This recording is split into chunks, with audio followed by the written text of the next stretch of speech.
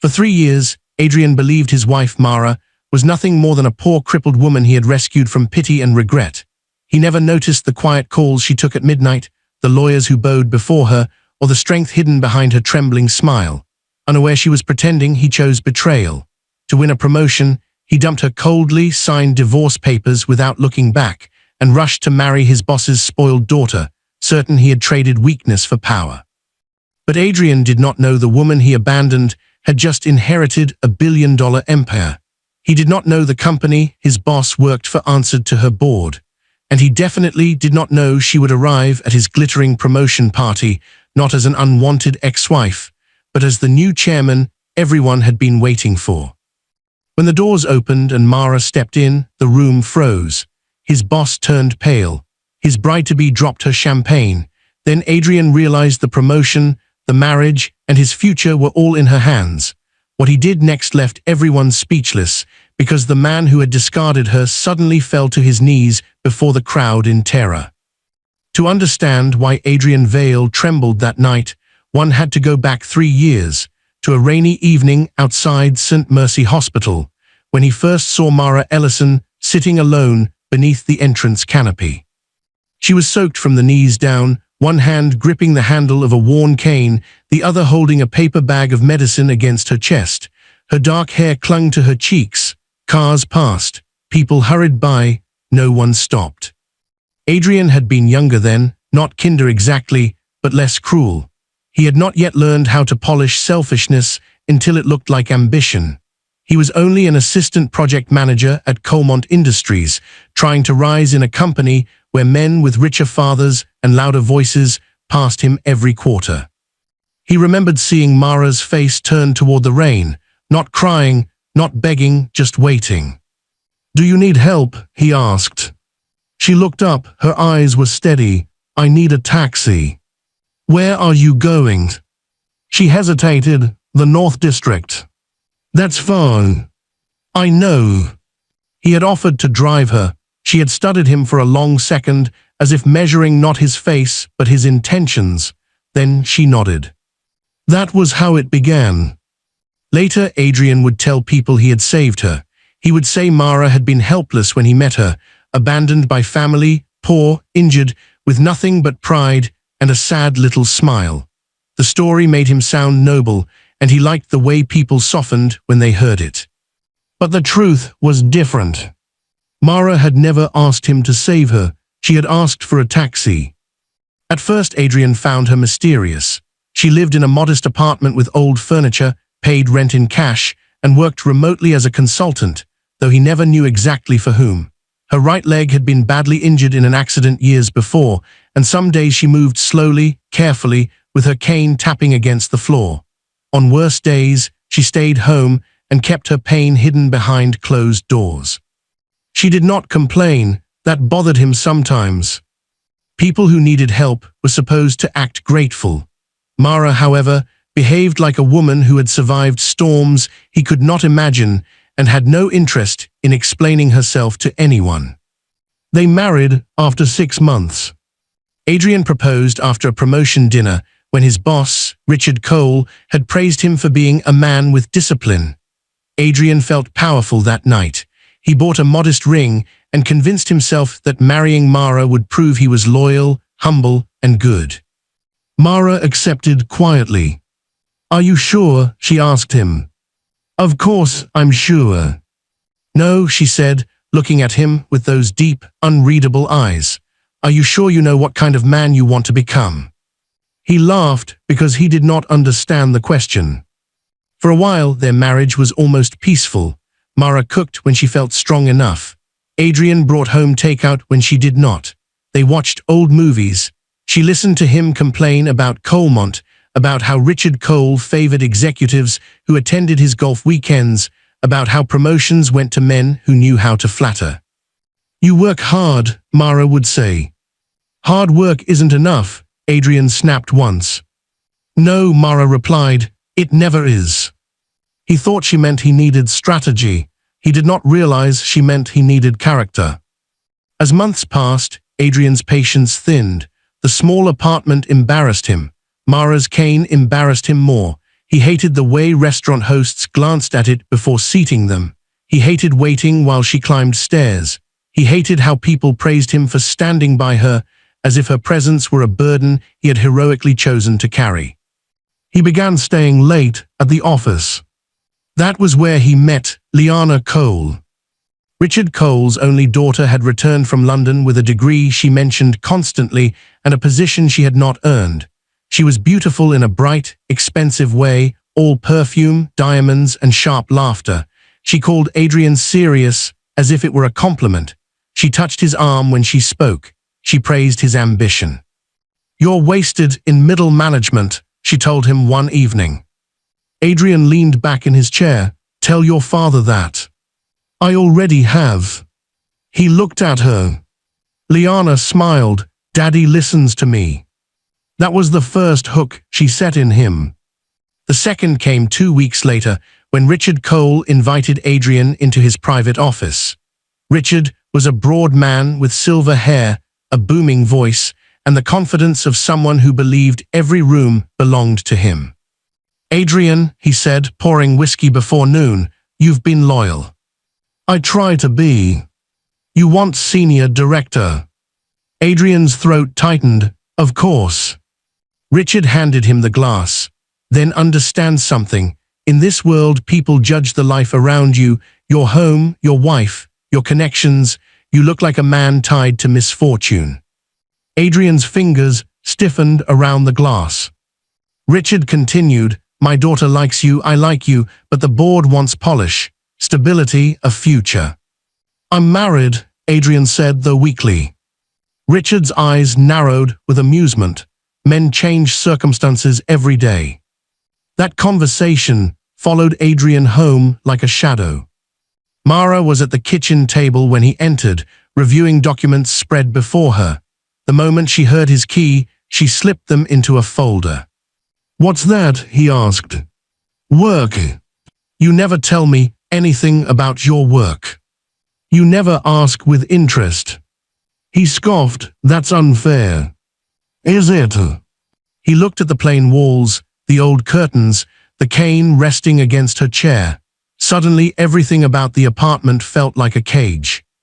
"I had a meeting with Richard today," he said. "I know." His eyes sharpened. "How would you know?" "You mentioned it last week." "Those." Mara watched him carefully. "Did it go well?" "It could have." "What does that mean?" "It means people care about appearances." She folded her hands. "People like Richard Cole. People who matter." Mara absorbed that quietly. "And I don't fit the appearance." He said nothing. That silence did more damage than any insult could have. For the next 2 months, Adrian changed. He bought new suits he could not afford. He stopped inviting Mara to company functions. When she asked why, he said, "You don't enjoy those things anyway." "I enjoy being included," she answered. "You'd be uncomfortable." "Would I?" He hated when she asked questions that made him hear himself. Liana filled the space he created. She sent late-night messages. She complained about her father. She praised Adrian's mind. One evening, after a client dinner, she kissed him in the parking garage, and Adrian did not pull away. After that, guilt came only in brief flashes. Ambition drowned it quickly. At home, Mara knew. She knew from the scent of perfume on his jacket, from the way he hid his phone, from the sudden care he took with his hair. She knew from his eyes, which no longer rested on her with even the effort of affection. But Mara did not confront him immediately. She had spent her life learning that truth revealed too early gave liars time to decorate their lies. Instead, she watched. And while Adrian chased Liana Cole, Mara received a call from a law firm in Geneva. "Mrs. Vale," the attorney said, "your grandfather's final trust conditions have been satisfied." Mara closed her eyes. For 10 years, Ellison Global Holdings had been held behind layers of trustees, voting restrictions, and family conditions created by her grandfather, Julian Ellison. He had been a ruthless builder of companies, a man who trusted almost no one, including his heirs. Mara had been his favorite, but after the accident that injured her leg and killed her parents, the Ellison relatives circled like wolves. Julian had protected her by hiding the true scale of her inheritance until she was ready. To the world, Mara Ellison had disappeared. To the family, she was weak. To corporate rivals, she was irrelevant. Only a handful of attorneys and board members knew that Mara was the controlling heir. Now at 32, after years of legal battles, she owned the deciding stake in Ellison Global, a billion-dollar empire with interests in logistics, energy, medical technology, and industrial development. Coalmont Industries, Richard Cole's kingdom, was one of Ellison Global's regional subsidiaries. Richard Cole did not own the throne he sat on, he merely warmed it. Mara listened as the attorney explained the final transfer. Her face remained calm. "There is another matter," the attorney said. "The internal audit you requested has found irregularities at Coalmont." "What kind?"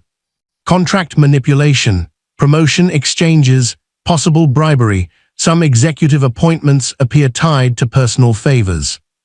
Mara looked toward the bedroom, where Adrian's expensive new tie hung over a chair. "Names?" she asked. "We are still confirming. Richard Cole appears central." "And Adrian Vale?" A pause. "He appears in communication trails, not as the architect, but as a beneficiary and participant." Mara's hand tightened. Pain was strange. Physical pain had become familiar to her, a weather pattern in her body. Betrayal was different. It did not ache in one place, it moved everywhere. "Keep investigating," she said. "Should we alert Coalmont leadership?" "No, not yet." After the call, Mara remained at the kitchen table until Adrian came home after midnight. He froze when he saw her awake. "You scared me," he said. "Did I? I thought you'd be asleep.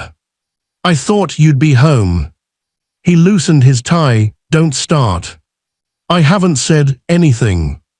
"You don't have to. You sit there judging me." Mara looked at him, really looked at him. She saw the man from the hospital canopy, or what remained of him. She had once believed there was tenderness buried beneath his hunger. Now she saw that his hunger had eaten it. "Adrian," she said softly, "are you unhappy?" He laughed, cruel and short. "What kind of question is that?" "A simple one." "Yes," he said, "I'm unhappy." "With me?" "With this," he gestured around the apartment. "With everything. I'm tired, Mara. I'm tired of living small." Her voice remained calm. "And you think I am the reason your life is small?" He looked away. That was answer enough. The divorce papers arrived a week later. Adrian placed them on the table like a business proposal. He wore his navy suit and the expression he used in meetings when he had already chosen a position and wanted everyone else to pretend there was still a discussion. Mara looked at the papers, then at him. "You brought a lawyer into our marriage before bringing honesty." "This isn't working," he said. "No, it is." Her agreement unsettled him. He had expected tears, pleading, maybe anger. Some part of him wanted it. Her pain would prove he mattered.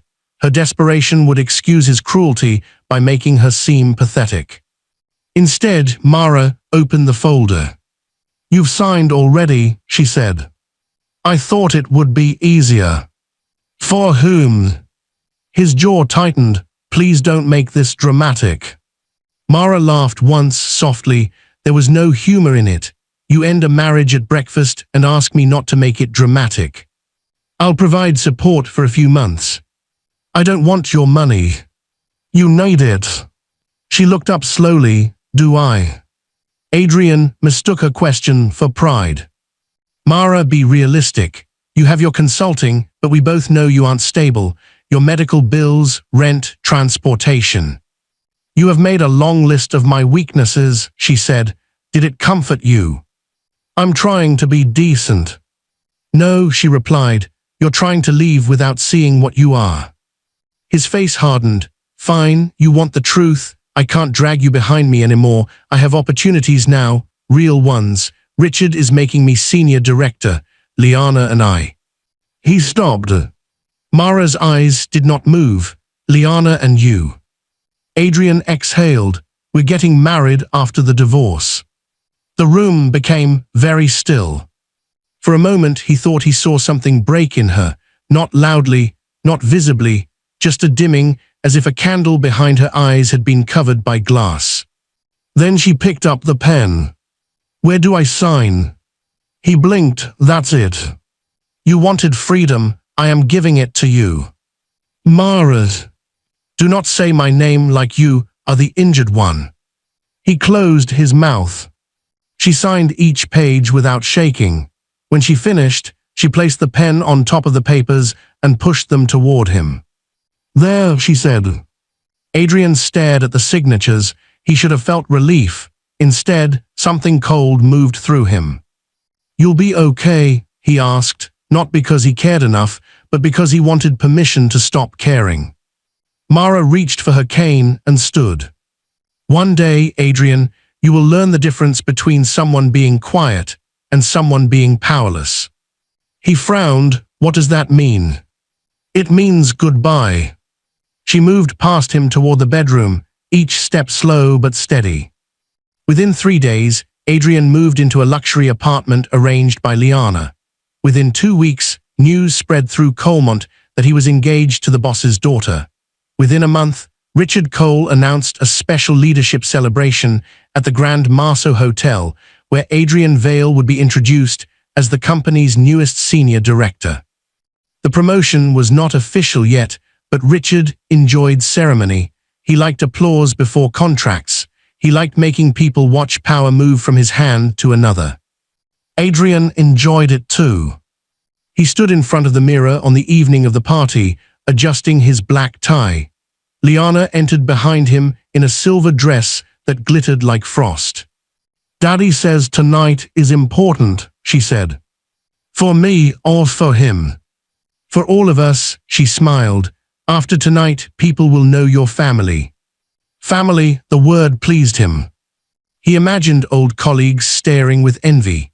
He imagined the title on his office door. He imagined a new life where nobody remembered the small apartment, the cane by the kitchen chair, or the woman who had signed away their marriage without a tear. "Do you think she'll come?" Liana asked. Adrian's reflection tightened. "Who?" She laughed. "Your tragic ex-wife." "No. Did you invite her?" "Why would I?" "To show her what she lost." Adrian turned. "Leave Mara out of this." Liana arched a brow, still protective. "No, I just don't want drama." "Relax," she kissed his cheek. "Women like her don't show up at places like the Grand Marceau." Adrian believed her. Across the city, Mara sat in the back of a black sedan, wearing a tailored ivory suit and pearl earrings that had belonged to her mother. Her cane rested beside her, polished ebony with a silver handle. Across from her sat Daniel Mercer, chief counsel of Ellison Global, a man with a calm voice and eyes that missed nothing. "The board is assembled," Daniel said. "The emergency resolution passed this afternoon. Richard Cole will be removed pending investigation." "And Adrian?" "His appointment was never finalized. We also have enough evidence to suspend him." Mara looked through the tinted window at the city lights. "Does he know?" "No." "Good." Daniel studied her. "You do not have to attend personally." "Yes," she said, "I do. There will be press. There always is when men fall from towers they built on sand." Daniel closed his folder. "Your grandfather would have enjoyed that line." "My grandfather enjoyed too many things. But he did teach you timing." Mara's expression softened. "He taught me survival." The Grand Marceau Hotel rose above the old financial district, all marble columns and golden windows. Inside, Colmont executives drank champagne beneath crystal chandeliers. A string quartet played from a balcony. Servers moved through the crowd with trays of canapés. Photographers waited near the stage where Richard Cole's name glowed on a digital backdrop. Adrian felt reborn. People congratulated him before anything had been announced. Men who once ignored him clapped his shoulder. Women from finance smiled with new interest. Even the senior vice presidents treated him as if he had grown taller overnight. Richard Cole stood at the center of it all, laughing loudly. "My future son-in-law," he called when Adrian approached. Adrian smiled. "Richard. Tonight you step into the circle." Richard handed him a glass. "Remember who opened the door." "I won't forget." "Good, loyalty matters." Adrian almost believed he had earned this. Almost. Then he saw a man near the entrance speaking into an earpiece. The man wore a dark suit and carried himself not like hotel security, but like someone guarding something far more important. Another man joined him, then a woman with a tablet. They checked the room with quiet precision. Adrian frowned. "What is it?" Liana asked. "Do you know them?" She glanced over, probably event staff. But Richard had seen them too, and his smile faltered. The string quartet stopped. At first, no one noticed. Then conversations began to thin. The photographers turned toward the entrance. The hotel manager appeared, pale and anxious, walking beside Daniel Mercer. Richard Cole's champagne glass lowered. "What is Mercer doing here?" he muttered. Adrian looked at him. "You know him." Richard did not answer. Daniel stepped to the microphone on the stage. "Ladies and gentlemen, thank you for your patience. Before tonight's scheduled announcement, there has been a change in program." A ripple moved through the ballroom. Richard pushed forward. "Daniel, what is the meaning of this?" Daniel's face remained polite. "Mr. Cole, please allow the chairman to address the room." "The chairman," Liana whispered. "Daddy, what chairman?" Richard's skin had gone grey. Then the doors opened. Mara entered. For a heartbeat, Adrian's mind rejected what his eyes saw. She could not belong in that doorway, beneath that chandelier, walking between security and counsel, as if the entire room had been arranged for her arrival. She could not be wearing pearls worth more than his car. She could not be the person Daniel Mercer bowed toward with quiet respect. And yet she was. Her cane touched the marble floor with a soft, precise sound. Taboo, taboo, taboo. Every step seemed to strike Adrian's chest. Mara did not look at him first. She looked at the room, calm and composed, as if she had spent her life entering places where powerful people waited for her to speak.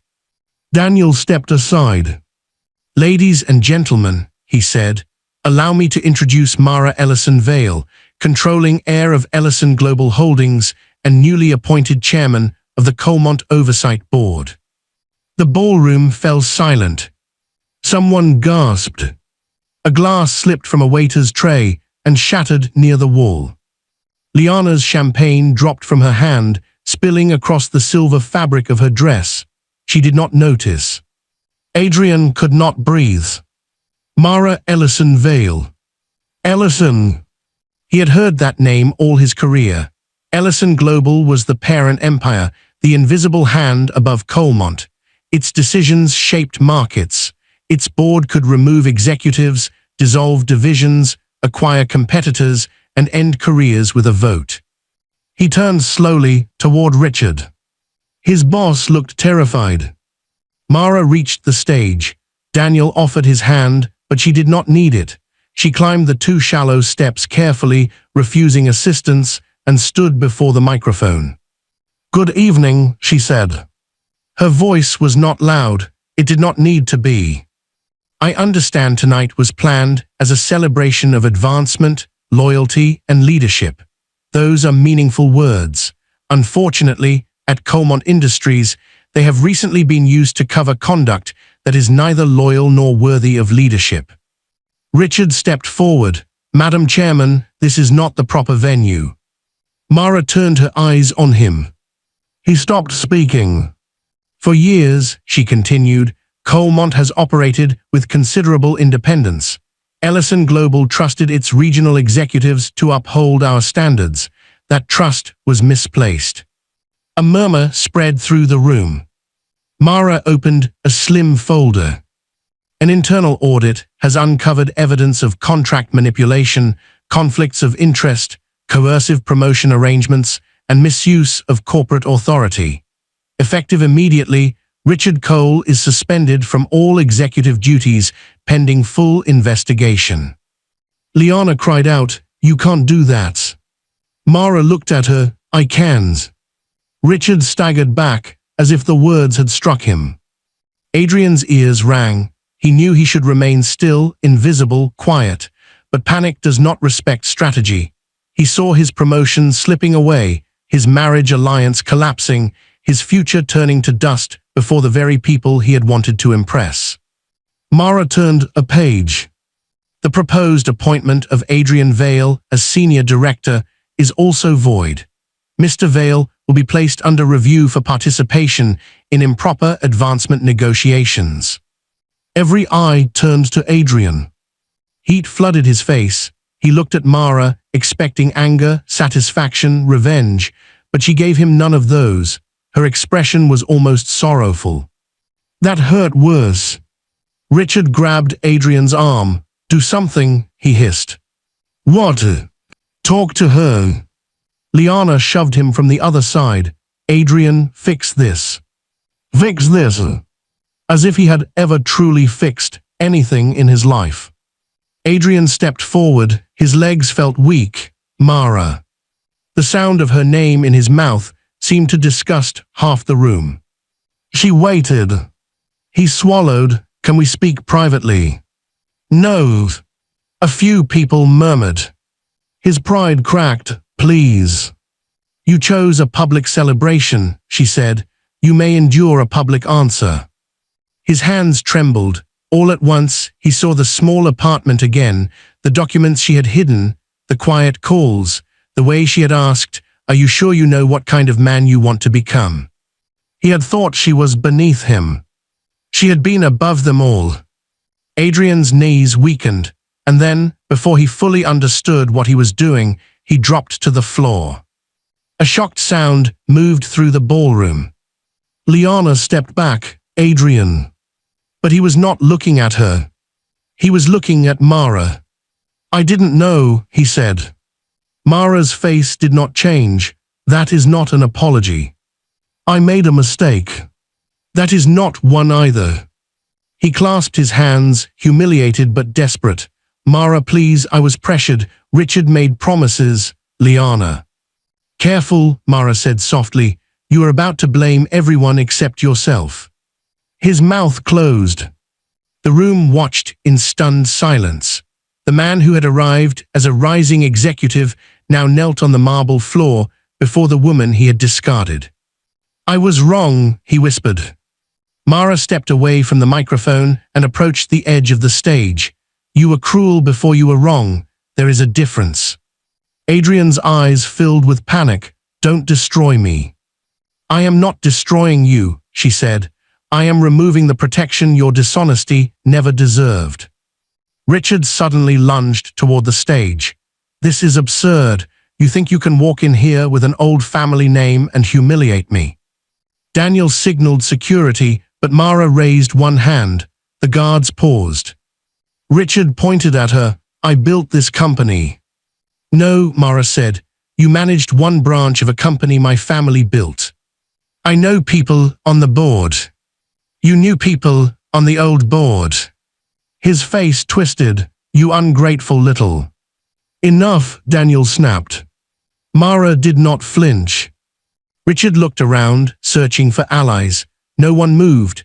Men who had laughed at his jokes for years suddenly found the carpet fascinating. Women who had feared his temper watched him with careful distance. Power, Adrian realized, did not vanish slowly. It vanished the moment people believed someone stronger had entered the room. Liana grabbed her father's sleeve. "Daddy, stop." But Richard was too proud to recognize defeat. "This is because of him, isn't it?" he sneered, pointing at Adrian. "Because your husband left you, this is revenge dressed up as business." Mara's eyes sharpened. For the first time that night, Adrian saw anger. "No," she said. "If this were revenge, Mr. Cole, I would have let you continue long enough to face criminal charges before witnesses and press. This is governance. Do not flatter yourself by confusing the two." The words landed like a blade. Daniel returned to the microphone. "All company devices belonging to suspended personnel will be collected tonight. Further instructions will be sent by legal counsel. This event is concluded." But nobody moved. They were waiting for the final scene. Mara looked down at Adrian, still kneeling. "Stand up," she said. He obeyed slowly. For one wild second, he thought maybe there was mercy in her voice. Maybe she would help him quietly, spare him somehow, remember that they had once shared a bed, a kitchen, rainy evenings, old movies. Maybe she would separate business from the wound he had made in her heart. "Mara," he said, "I loved you." She looked at him for a long moment. "No," she answered, "you loved being seen as the kind of man who could love someone vulnerable. When it no longer benefited you, you stopped performing." The truth stripped him bare. Liana made a bitter sound. "So what? You're just going to ruin everyone." Mara turned to her. "No, Miss Cole, some people ruin themselves and call it surprise when consequences arrive." Liana flushed. "Adrian chose me." "Yes," Mara said, "he did." The simplicity of it silenced her. Mara descended from the stage. Daniel moved beside her, but she walked on her own. Executives parted as she crossed the ballroom. No one spoke, phones were lowered, cameras clicked quietly. When she passed Adrian, he reached out. Not to grab her, he was not brave enough for that, just a desperate lift of his hand, as if proximity might summon the past. She stopped. "Do you remember the hospital?" he asked. Something flickered in her expression. "Yes. I helped you." "You drove me home," she said. "Do not turn a ride into a lifetime of virtue." His hand fell. Mara leaned closer, her voice low enough that only he heard. "I gave you 3 years to show me who you were. Tonight, I believed you." Then she walked away. The next morning, the business world erupted. Headlines spread across financial sites and social feeds. Ellison heiress takes control of Colmont. Regional CEO suspended in governance scandal. Promotion party turns into corporate purge. Adrian's name appeared in articles, not as the brilliant executive he had hoped to become, but as a symbol of everything rotten about Colmont's internal culture. He did not leave his apartment for 2 days. Liana left after the first, screaming that he had embarrassed her. Richard refused his calls. On the 3rd day, Adrian received a letter from Ellison Global's legal department. He was suspended pending review. His company laptop, accounts, and access badge were disabled. His final promotion contract had been cancelled. By the end of the week, he was unemployed. At first, he told himself Mara had overreacted.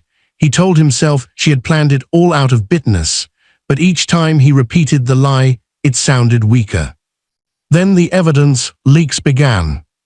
Emails surfaced showing Richard had promised promotions in exchange for personal loyalty.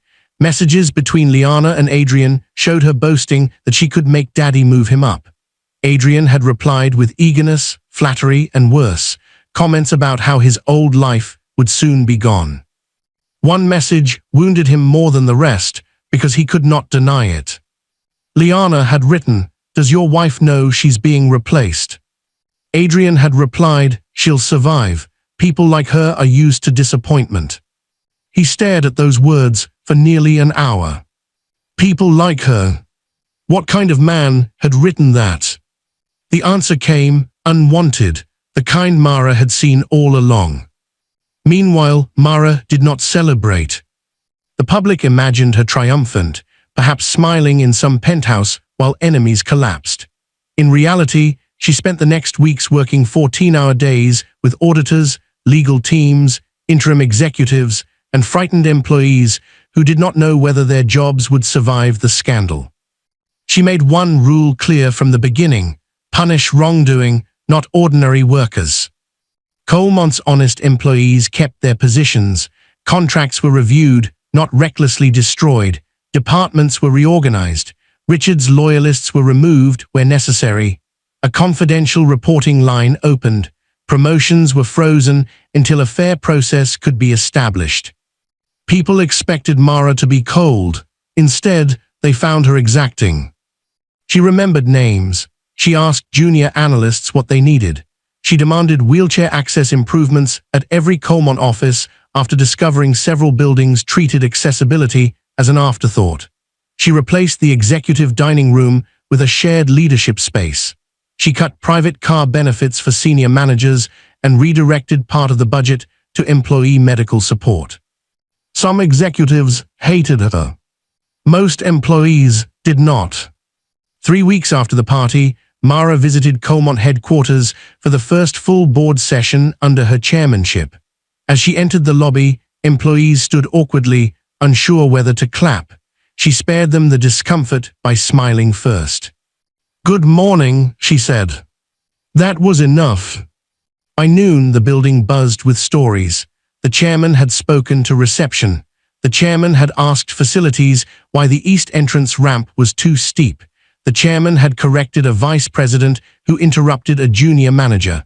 The chairman had ordered an audit of unpaid overtime.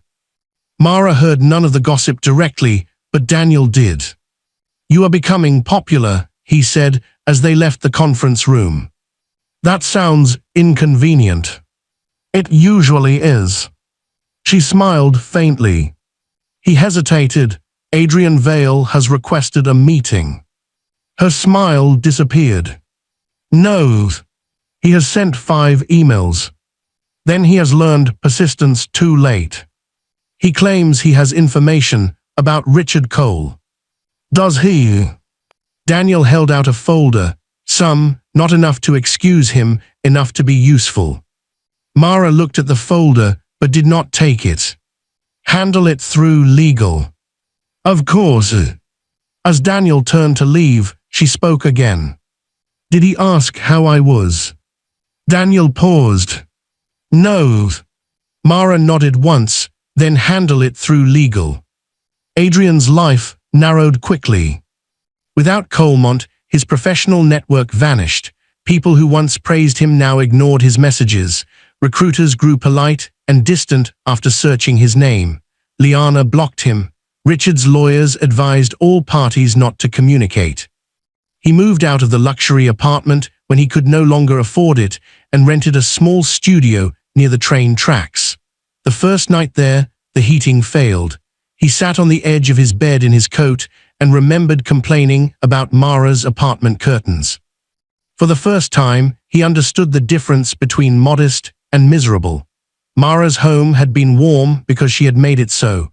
He had mistaken simplicity for failure because he was too shallow to recognize peace. A month after the party, Adrian saw her on television. Mara sat across from a financial journalist, composed in a navy blazer. The interview focused on corporate ethics, Ellison Global's restructuring, and the future of Coalmont. "Some critics say your takeover was theatrical," the journalist said. "Why appear personally at the event?" Mara paused. "Because institutions are made of people," she said. "When harm is public, correction cannot always be hidden behind private memos." "Was it personal?" "All leadership is personal if you care about what happens to people under your authority, but personal does not mean petty." Adrian turned off the television. He sat in silence, then reached for his phone. He typed a message. "Mara, I know I don't deserve a response. I just want to say I'm sorry." He stared at it for a long time before sending. No reply came. He deserved that. Winter settled over the city. The investigation expanded. Richard Cole was formally removed. Liana disappeared from public view after several embarrassing posts blaming jealous women were mocked online. Coalmont's board was rebuilt, and Mara appointed an interim CEO named Evelyn Hart, a disciplined woman with 20 years of operational experience and no patience for executive theatrics. Mara's days became full, but nights remained difficult. She did not miss Adrian as he was. She missed the person she had hoped he might become. Grief, she discovered, could mourn an illusion even after truth had buried it. Sometimes, in the quiet of her penthouse overlooking the river, she thought of their early evenings together. Adrian bringing soup when her leg pain flared. Adrian laughing at old detective films. Adrian asleep on the sofa with his hand open beside him. Had that tenderness been real? Maybe. But real moments did not erase real harm. A kind hour could not excuse a cruel year. Mara had learned that people were not defined by their best moments when their worst ones made others bleed inside. One evening, Daniel called. Adrian Vale has agreed to provide full testimony, he said. His information confirms Richard's promotion scheme. Mara looked at the city lights. What does he want? A reduced civil claim, possibly a neutral employment reference after cooperation. She almost laughed, still negotiating. Yes. Give him what legal thinks appropriate, nothing more. There is one thing, Daniel said. He asked that his apology be delivered to you. I do not need it. I assumed so. Daniel. Yes. Is he sorry? Daniel was quiet. I think, he said carefully, he is beginning to understand that being sorry will not buy him back anything. That may be the first honest thing about it. Mara closed her eyes. Good. The testimony destroyed what remained of Richard Cole's defense. Adrian described the meetings, the pressure, the promises, and the culture of favors Richard had built around himself. He admitted his own ambition. He admitted he had pursued Liana partly for advancement. He admitted he knew the promotion process was improper. The legal consequences unfolded quietly compared to the party. Richard faced lawsuits, regulatory scrutiny, and disgrace. Liana's trust fund became tangled in asset reviews. Adrian avoided the worst penalties because he cooperated, but his career remained stained. Months passed. Spring came. Mara visited a rehabilitation center on the east side, one funded quietly by the Ellison Foundation. She had supported it for years under anonymous donor structures, but now her identity was public, and the director insisted on giving her a tour. Children practiced walking between parallel bars. Veterans worked with therapists. A teenage girl with a new prosthetic leg glared at everyone who offered encouragement, then smiled when she thought nobody was looking. Mara watched her with unexpected tenderness. She reminds me of you, Daniel said. I was never that dramatic. Daniel raised an eyebrow. Mara ignored him. After the tour, the director thanked her. Your funding changed lives. Mara shook her head. The therapists changed lives. I signed papers. Signing the right papers matters. On the way out, Mara saw Adrian. He stood near the entrance, holding a box of donated books. He looked thinner. His suit was gone, replaced by a plain sweater and dark jeans. For a moment, neither spoke. Daniel stepped forward, but Mara stopped him. What are you doing here? She asked. Adrian set the box down carefully. Community service, part of the settlement. Of course. He nodded, accepting the edge in her tone. I didn't know you'd be here. I believe you. That seemed to surprise him. Silence stretched. Adrian looked toward the therapy room. This place is impressive. It is necessary. Yes. He looked at her cane, then quickly away, ashamed of himself for noticing. Mara saw it. I used to hate that, she said. His eyes lifted. What? When people looked at my cane with pity, then I hated when they pretended not to look at all. Eventually, I realized the problem was never the looking. It was what they decided about me after. Adrian swallowed. I decided wrong. Yes. I'm sorry. This time he did not say it dramatically. He did not kneel. He did not plead. The apology arrived plain, stripped of performance. Mara studied him. "What are you sorry for?" He breathed out slowly. "For using your pain to feel noble, for being embarrassed by what I should have respected, for cheating, for leaving cruelly, for thinking money and status made Liana better than you, for trying to blame other people when I got caught, for not asking who you were because I only cared who you made me look like." The words landed quietly between them. Mara felt no rush of forgiveness. No healing music swelled inside her, but something unclenched, not for him, but for herself. She had not needed him to understand, yet hearing truth spoken without excuses closed a door that had remained slightly open. "Thank you," she said. His eyes searched hers. "Can you ever forgive me?" "I already have." Hope flashed across his face. Mara saw it and ended it gently. "Forgiveness is not an invitation back into my life." The hope faded, replaced by something more mature than despair.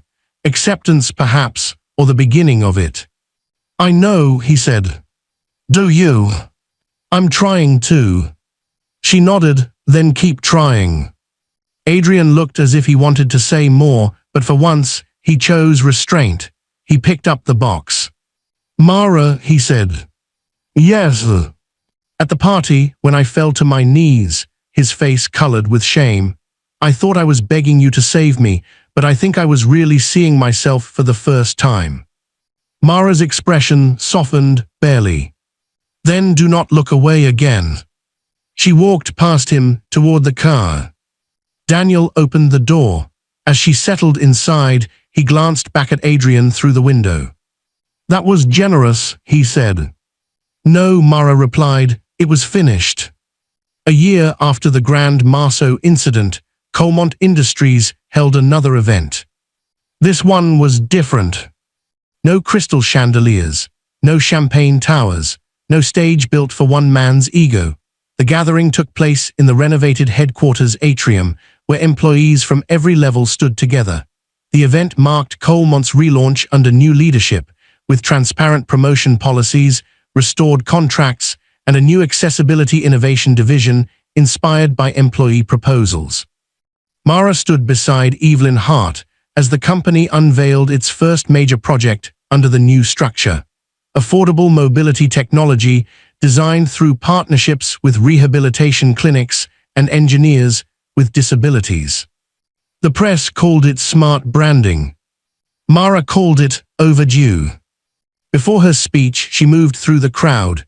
People greeted her warmly now, not with fear. Some still stood straighter when she passed, but not because she demanded worship. They respected her because she had done what powerful people rarely did. She had cleaned the house without burning it down. Near the back of the atrium, an older janitor named Mr. Alvarez stopped her. "Chairman," he said, "my daughter got promoted last week. Fair interview, real panel, no favors." Mara smiled. "Is she happy?" She cried in the parking lot. "Good tears. The best kind. That is her achievement." He nodded. "Maybe, but the door was locked before you came."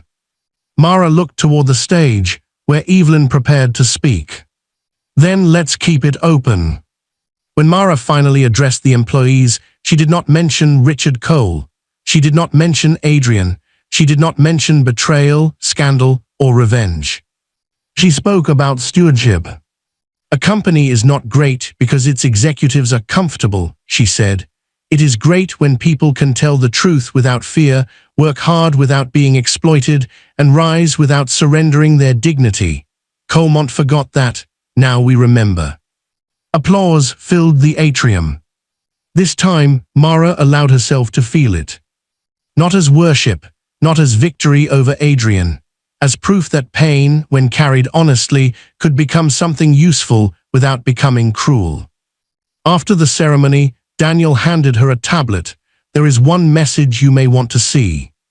She gave him a look. "It is not from Adrian," he said quickly. Mara took it. The message was from a young analyst named Priya, who had spoken up through the confidential reporting line months earlier. She wrote that she had almost left Colmont because she believed talent did not matter there. Now she had been promoted to a role she had earned. At the end, Priya wrote, "Thank you for making this place somewhere people like me can stay." Mara read the line twice. People like me. Once Adrian had used similar words with contempt. Now they meant something else. People like Mara, people like Priya, people overlooked, underestimated, spoken over, pitied, dismissed, or used. People who were quiet because they were thinking, not because they were weak. People who moved differently, came from less, healed slowly, or refused to play dirty games. People like them could stay. People like them could lead.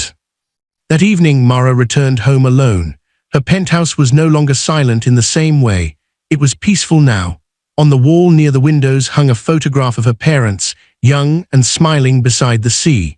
On the table rested her grandfather's old fountain pen, heavy and black, the one he had used to sign his first acquisition. For years, Mara had wondered whether inheriting his empire meant inheriting his hardness. It did not. Power was not a curse unless she used it like one. She removed her earrings, set her cane beside the chair, and watched the river catch the city lights. Somewhere out there, Adrian was rebuilding whatever life remained to him. Richard Cole was answering for what he had done. Liana was learning, perhaps for the first time, that charm could not purchase character. Mara wished them no harm. That surprised her most. There had been a time when she imagined revenge as fire, bright and satisfying, but the night at the Grand Marceau had taught her otherwise. Fire consumed everything, including the hand that held it. Justice was different. Justice was a door closing, a lock turning, a room cleared of smoke so others could breathe. Her phone buzzed. A message from Daniel appeared. Board papers for tomorrow are ready. Also, Evelyn says you need a vacation. Mara smiled and typed back. Evelyn should focus on quarterly projections. A second later, Daniel replied, she predicted you would say that. Mara laughed softly. Then she opened a blank document on her tablet, not a contract, not a legal memo, a letter. She began writing to the teenage girl she had seen at the rehabilitation center, the one who glared at encouragement and smiled in secret. Mara had learned the girl wanted to study engineering, but worried the world would only see her prosthetic leg. Mara wrote, "The world will try to decide what your limits mean. Do not help it by believing too quickly. Some people will pity you, some will underestimate you, some will praise you for simply existing, which can feel like another kind of insult. Let them talk, build anyway." She paused, then continued. "Never confuse being loved with being rescued. The right people will stand beside you, not above you. And when someone treats your struggle like a burden they deserve applause for carrying, walk away as soon as you are able." Mara stopped. Her eyes strung, but she was not sad. She finished the letter, signed it, and placed the tablet aside. Outside, the city moved on. Years from then, people would still tell the story of the promotion party. They would exaggerate details, as people always do. Some would say Mara arrived in a gold dress. Others would claim Adrian fainted. A few would insist Richard Cole had been dragged out by security, though in truth he had walked out stiffly between lawyers, trying to preserve a dignity already lost. But those who were there remembered the real silence. They remembered the sound of Mara's cane on marble. They remembered how Richard Cole's face changed when he realized the woman he had dismissed as irrelevant held the authority to end his reign.